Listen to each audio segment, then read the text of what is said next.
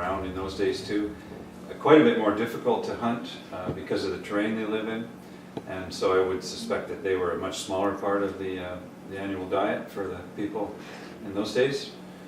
And then, of course, there's numerous other species that might have been, come into their diet if the opportunity presents itself. Lots of small game, grouse and rabbits, and of course, there's I'm sure there were black bears and grizzly bears at that time too. Now, most hunters hunting with a bow and arrow would probably have avoided the grizzly bear for obvious reasons. I think the odd black bear may well have gone into the stew pot at one time or another. And of course, all that meat is tremendously valuable to a person who's in need of some protein. And some of us prefer not to eat some of the predators today, but I don't think they were terribly fussy back in the 1800s. So that gives you a rough idea of where we've come from. We can jump forward one century into the 1900s.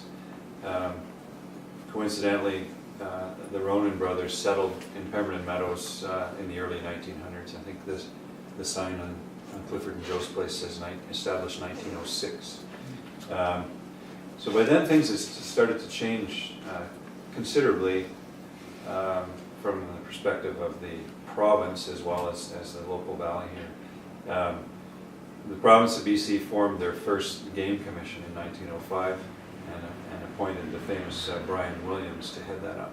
So it was clear, even in those early years in 1905, that there was some concern about conservation, and we didn't want to follow the pattern that they'd used out on the prairies, for instance, where the bison were eliminated. There needed to be some controls, and so they brought in a commissioner to handle that. Coincidentally, he had no staff and no budget, and relied a lot on volunteers to help him out with his job. And frankly, that hasn't changed a lot. It's in some ways it's quite similar today.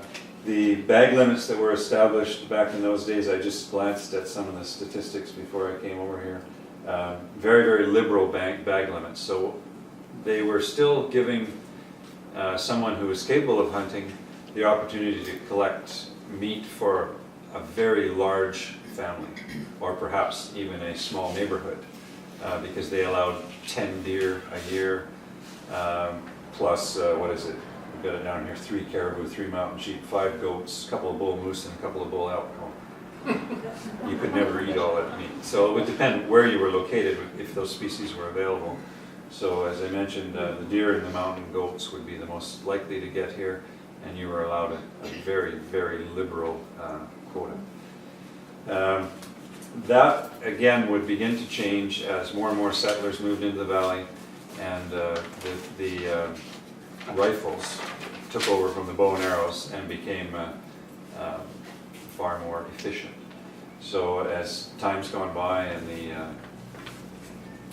human population has built up, clearly the regulations need to change, and everybody in the hunting world today has to get a hold of his yearly hunting and trapping synopsis, and this is where all the rules and regulations are written down today.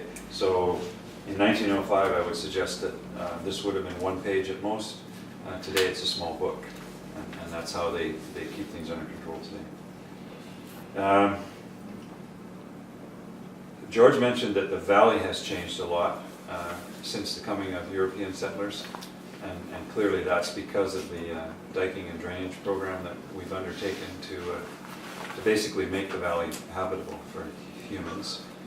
Unfortunately, there has been a downside to that as far as fish and wildlife goes, because we've lost a tremendous amount of habitat, particularly the wetland habitats on the valley floor and the rearing areas for coho salmon and cutthroat trout. And so that's unfortunate, but that's the way things go. We ready? Welcome to the last of the Toonie Tea and Tales for 2009. This is our 7th episode, and our topic today is wildlife, and we have as a guest Ellen McEwan. We had asked Tony Van Loon to come and join us because he has an interesting experience with early wildlife and trapping in the valley, and we hoped that he would share it with us. However, we'll depend on Alan's accumulation of knowledge, and he comes with a great deal of experience and depth to his addition today. I'd just like to put it into perspective what we're talking about in terms of hunting and wildlife in this area. When you consider that 150 years ago, there was the odd white person straggling through, probably lost, but the area was pretty much occupied by the First Nations people, and they had a run of it from all the way from Port Douglas all the way up into the Glacier Country, and this was their traditional hunting and trapping area. The valley was much different than it is today. We're looking at a tamed valley. In the old days, when it rained, it flooded. When the snow melted, it flooded. It was a meandering river which created a tremendous opportunity for wildlife here because as it moved around, it left oxbow lakes, ponds, and the area was dotted with marshes, so there was an incredible variety of wildlife in the area. And when you consider that these people that came in here for the gold rush found all of this, it was an interesting time for them. But isolation played a great factor too, because you had to pretty well scratch and crawl your way in here over the Pemberton Trail, or come up from Harrison over that dismantled wagon road. So things were tough. So rather than depend on bringing in supplies to eat, they brought in the tools and the equipment to catch all of this game and kill animals that were here so that they could survive on what the land had to offer. So, you know, that was them. It's a whole different time. At any rate, we'll have, I think, Alan to expand on what was maybe the effects of the early management processes and maybe some of the modern things that they're doing these days. But he'll give you an overview because he's very experienced with hunting and fishing in the area. Alan, take it away. Thanks, George.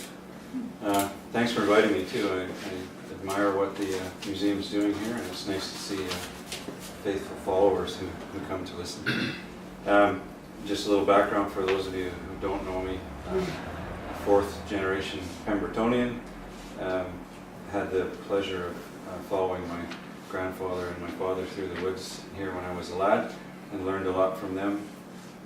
Went on then to study fish and wildlife at BCIT, and since then I managed to keep up to date on the current management strategies through my association with the local, what we usually call Rod and Gun Club, but it's officially the Pemberton Wildlife Association. So we work very closely with the biologists and have a pretty good handle on what's happening here. George asked me to touch on what we might have expected to see in the Pemberton Valley here prior to European settlement. So I've kind of pictured that as the 1800s. It's as far back as my imagination can go. When you're talking about wildlife, fish and wildlife, the critical thing is always habitat. And in many ways, the critical habitat here for wildlife hasn't changed a lot since that time. You're probably all aware that this west-facing slope, part of which burned this summer, has always served as a deer winter range. And undoubtedly it served the same purpose back in the 1800s, and that's why we had a thriving deer population. And it would have been the main species for sustenance for those who were able to get out into the woods and hunt for them. So the deer would have been probably equally numerous in those days as they are now. And the hunters would not have had all the modern gadgets that we do, but I'm sure they were still quite effective.